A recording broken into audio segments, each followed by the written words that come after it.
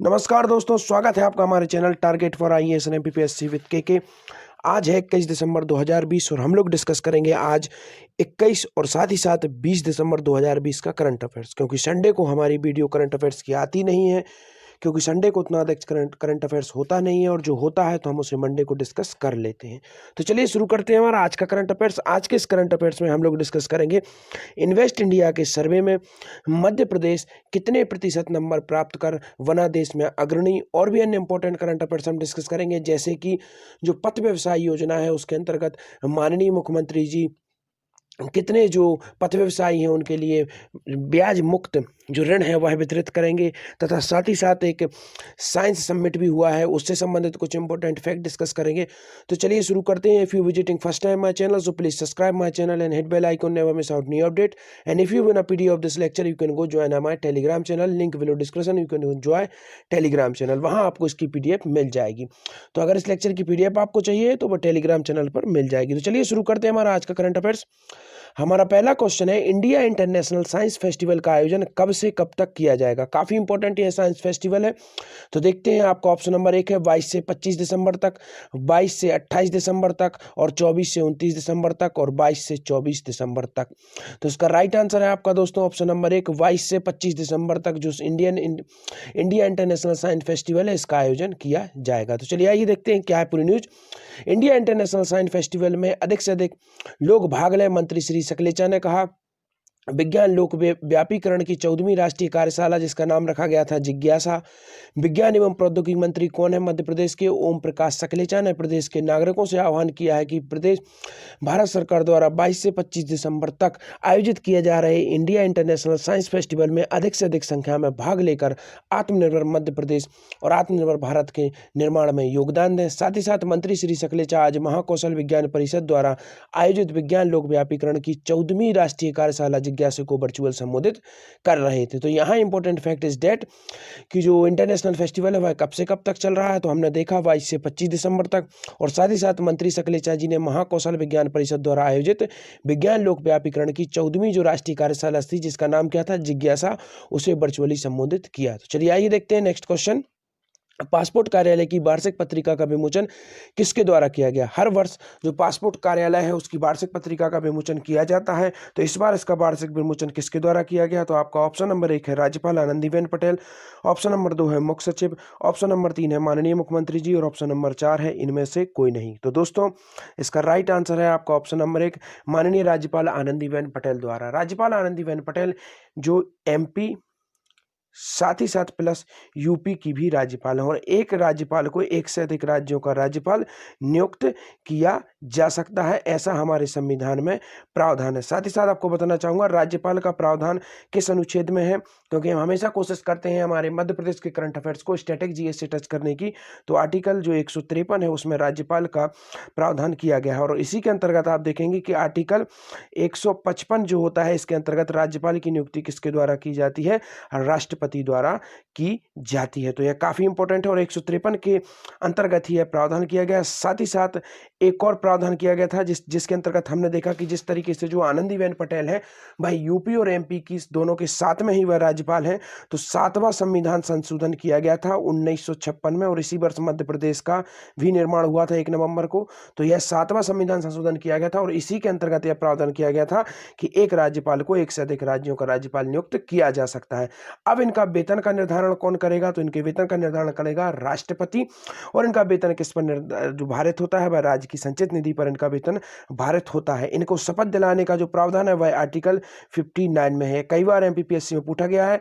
तो जो राष्ट्रपति का राज्यपाल का जो शपथ का कार्यक्रम होता है वह 159 के अंतर्गत दिया गया है। यहाँ पर एक और इंपॉर्टेंट आर्टिकल है 303।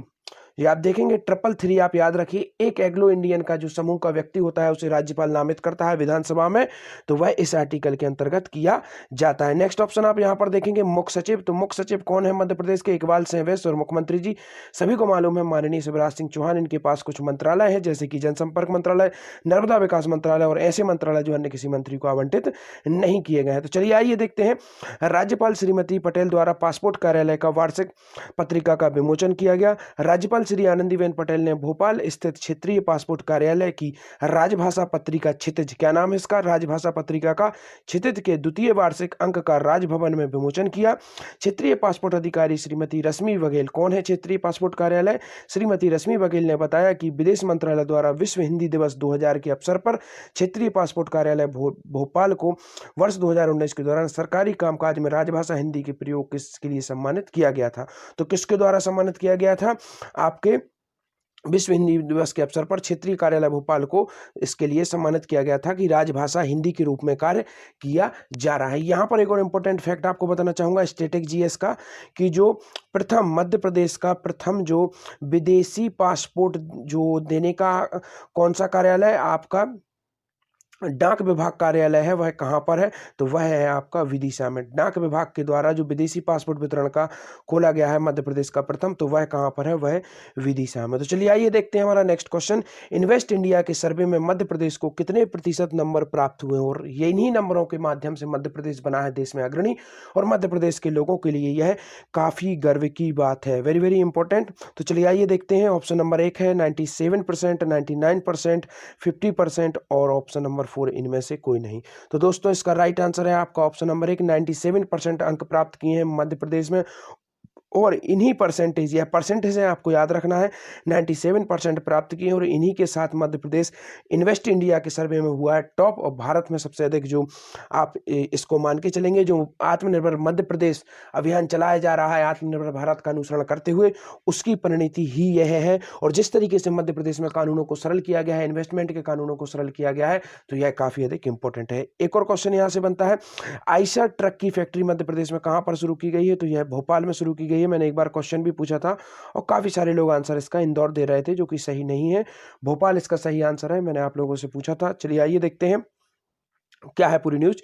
निवेश बढ़ाने के क्षेत्र में मध्य प्रदेश भारत में अग्रणी, इन्वेस्ट इंडिया के सर्वे में मध्य प्रदेश को 97% अंक, मुख्यमंत्री श्री चौहान ने उपलब्धि पर दी सभी को बधाई। इन्वेस्ट इंडिया और डीपीआईआईटी द्वारा कराए गए, तो यह किसके द्वारा किया गया था, डीपीआईआईटी और इन्वेस्ट इंडिया के द्वारा कराए गए आईपीए सर्वे में मध्य प्रदेश औद्योगिक विकास निगम, इसका जो शॉर्ट फॉर्म है वह क्या है, एमपीआईडीसी, पूरे भारत में अग्रणी निवेश संवर्धन एजेंसी के रूप में सामने आई है। तो कौन आई है पूरे भारत में जो अग्रणी एजेंसी के रूप में सामने आई है, तो यहाँ पर आपको देखना होगा मध्य प्रदेश औद्योगिक विकास निगम, जिसे शॉर्ट फॉर्म में क्या कहा जाता है, एमपीआईडीसी, पूरे भारत में अग्रणी निवेश संवर्धन एजेंसी के रूप में सामने आई है।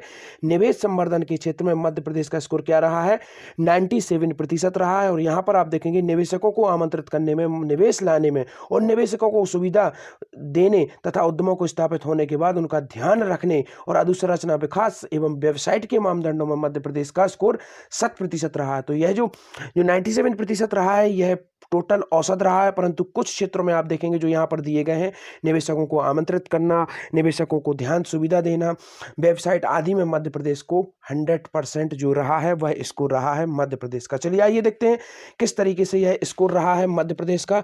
तो आपके सामने यह रहा है स्कोर कार्ड, आप देखिए, तो दिखाते हैं स्कोर कार्ड को, हम लोग डिस्कस करते हैं। देखेंगे आप यहाँ पर मैनेज्ड एंड ऑर्गेनाइजेशन में 90% टॉप स्कोर ऑफ परफॉर्मेंस रहा है, स्ट्रेटजी एंड मार्केटिंग में 91% रहे हैं मध्य प्रदेश के मार्क्स, और टारगेटिंग इन्वेस्टमेंट में 100% रहा है, विनिंग इन्वेस्टमेंट में रहा है 100%, फैसिलिटिंग इन्वेस्टमेंट प्रोजेक्ट में 100% रहा है, आफ्टर केयर में रहा है, आफ्टर केयर मतलब उद्योग स्थापित होने के बाद, तो उसमें 100% रहा है, सिस्टम एंड इंफ्रास्ट्रक्चर में भी 100% रहा है, और वेबसाइट जैसा कि हमने देखा 100% रहा है, और जिसका अंतिम परिणाम जब हम देखेंगे तो 97% यह कहलाएगा। टोटल जो इसका औसत रहेगा वह 97% रहेगा, और इसी के साथ मध्य प्रदेश ने किया है टॉप।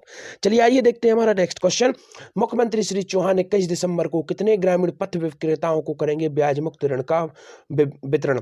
तो काफी इंपॉर्टेंट यह योजना है। तो आपका ऑप्शन नंबर 1 है 20,000 पथ विक्रेता, 40,000 पथ विक्रेता, 50,000 पथ विक्रेता या 55,000 पथ विक्रेता। तो इसका राइट आंसर है आपका ऑप्शन नंबर 1, 20,000 जो पथ विक्रेता है उनके लिए 21 दिसंबर को ब्याज मुक्त ऋण का वितरण करेंगे माननीय मुख्यमंत्री शिवराज सिंह चौहान। यह योजना स्पेशली किससे संबंधित है, इस योजना से संबंधित एक और इम्पोर्टेंट फैक्ट आपको बताना चाहूँगा कि पूरे इंडिया में, जी हाँ, होल इंडिया में नंबर 1 इस योजना के क्रियान्वयन में रहा है हमारा मध्य प्रदेश। मैंने आपसे डिस्कस किया था लगभग 1 महीने पहले। अगर आप डेली बेसिस पर करंट अफेयर डिस्कस करते हैं तो आपको ज़रूर इसके बारे में जानकारी होगी। और यह भी बताना चाहूँगा, कुछ स्टूडेंट के कमेंट आ रहे थे कि लगभग 3 माह 4 माह के जो पीडीएफ्स हैं वह चाहिए। तो जितने भी आपको लगभग साल भर का पूरा करंट अफेयर हमारे टेलीग्राम चैनल पर मिल जाएगा। डे बाय डे की पीडीएफ वहाँ पर अवेलेबल रहती हैं और हमेशा अवेलेबल रहती हैं। लिंक डिस्क्रिप्शन में है, आप कभी भी टेलीग्राम पर जाकर उन्हें एक्सेस कर सकते हैं। कभी भी से मेरा तात्पर्य है, आज करिए या 1 साल बाद करिए, आपको शुरू से लेकर अंतिम तक, जब से हमारा चैनल शुरू हुआ है तब से लेकर आपको आगे तक जब तक चलेगा तब तक के लिए वहां पर आपको पीडीएफ मिल जाएंगी। तो चलिए आइए देखते हैं क्या है पूरी न्यूज। मुख्यमंत्री श्री चौहान 21 दिसंबर को ग्रामीण पथ विक्रेताओं को करेंगे ब्याज मुक्त ऋण का वितरण। मिंटो हॉल, यह मध्य प्रदेश की जो पुरानी विधानसभा है वह यही थी। लगभग 20,000 पथ विक्रेताओं को मिलेगा ब्याज मुक्त ऋण और वीसी मतलब वो वीडियो कॉन्फ्रेंसिंग के माध्यम से करेंगे संवाद। अभी तक 40,000 हितग्राही लाभान्वित हो चुके हैं इस योजना से। काफ़ी इंपॉर्टेंट यह योजना है। यहाँ पर देखेंगे, योजना के अंतर्गत आसानी से हितग्राहियों को लाभ दिलाने के लिए मध्य प्रदेश सरकार द्वारा कामगार पोर्टल संचालित किया जा रहा है। तो काफ़ी इंपॉर्टेंट है। और जेल पहरी के जो एग्जाम था उसमें एक शिफ्ट में क्वेश्चन भी पूछा गया था कि कामगार सेतु पोर्टल किससे संबंधित है, तो वह इसी से संबंधित है। तो काफ़ी इंपॉर्टेंट है, आप लोग इसे अपने दिमाग में हमेशा के लिए अच्छे तरीके से सेट करके रखिए। 8,52,000 से अधिक हितग्राही इस पर पंजीयन करा चुके हैं। इनमें से 8,000 से अधिक हितग्राही ऋण प्रकरण स्वीकृत किए जा चुके हैं और 40,000 से अधिक ऋण वितरण मुख्यमंत्री जी द्वारा किया गया है। कब से कब तक? 24 नवंबर से 22 नवंबर तक। और यह अब 20,000 के लिए कर रहे हैं 21 दिसंबर को। तो इसी के साथ लगभग 61,000 लोगों को इसका वितरण हो जाएगा। पहले के 40,000 और अब ये 21 दिसंबर के बाद। सेकंड क्वेश्चन देखते हैं, जमुनिया बनेगा नया इंडस्ट्रियल एरिया, यह किस जिले में है? इसको मैंने डिस्कस भी किया था आप लोगों से। अभी इसका उद्घाटन किया गया है माननीय मुख्यमंत्री जी द्वारा। तो आपका ऑप्शन नंबर 1 है रायसेन, मंदसौर, भोपाल या इंदौर। तो इसका राइट आंसर है दोस्तों ऑप्शन नंबर 1 रायसेन।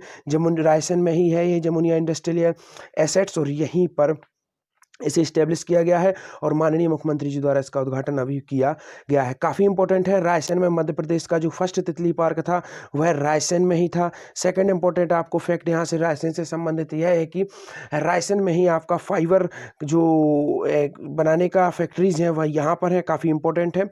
तो चलिए आइए देखते हैं क्या है पूरी न्यूज। जमुनिया बनेगा नया इंडस्ट्रियल एसेट, उद्योगों में महिलाओं को रोजगार प्रतिशत बढ़ाएंगे, उद्योगपतियों से चर्चा कर बनेगी नीति। प्रधानमंत्री श्री मोदी के आत्मनिर्भर भारत की लक्ष्य प्राप्ति में मध्य प्रदेश आगे रहेगा। उबड़ खाबड़ जमीन पर 2 साल में उद्योग की स्थापना सराहनीय है। मुख्यमंत्री श्री चौहान ने ग्राम जमुनिया खेड़ा में 300 करोड़ की लागत है इसकी पाइपलाइन निर्माण की है इकाई है। रायसेन के दीवानगंज के निकट ग्राम जमुनिया खेजड़ा में 300 करोड़ की लागत से वेल्सन समूह, क्या नाम है इस कंपनी का? वेल्सन समूह द्वारा pipeline and plates and Clive निर्माण इकाई का शुभारंभ कार्यक्रम को संबोधित कर रहे थे। और इससे करीब लगभग 1500 लोगों को प्रत्यक्ष और अप्रत्यक्ष रूप से क्या मिलेगा? रोजगार प्राप्त होगा। तो चलिए आइए देखते हैं आज का सवाल, मध्य प्रदेश विद्युत मंडल की स्थापना कब की गई थी? काफी इंपॉर्टेंट है क्वेश्चन और आई होप आप लोग जरूर इसका आंसर देंगे। कमेंट सेक्शन में जाकर आप अपने आंसर दे सकते हैं। वीडियो अगर अच्छी लगी हो तो लाइक कर दीजिएगा, शेयर कर दीजिएगा। और साथ ही साथ ये भी बताना चाहूंगा कि मध्य प्रदेश का जो नया सिलेबस है उसके अकॉर्डिंग हमारी पूरी सीरीज चल रही है। आप चाहें तो 8 बजे से लाइव रहती है। यह करंट अफेयर की वीडियो आपको 9, सवा 9 पर प्राप्त हो जाएगी। उसके पहले 8 से 9 और लगभग 1 घंटे तक हमारी वह लाइव डिस्कशन चलता है, तो उससे भी आप लाइव जुड़ सकते हैं। तो thank you so much watching this video. बने रहिए हमारे साथ target for IAS and MPPSC with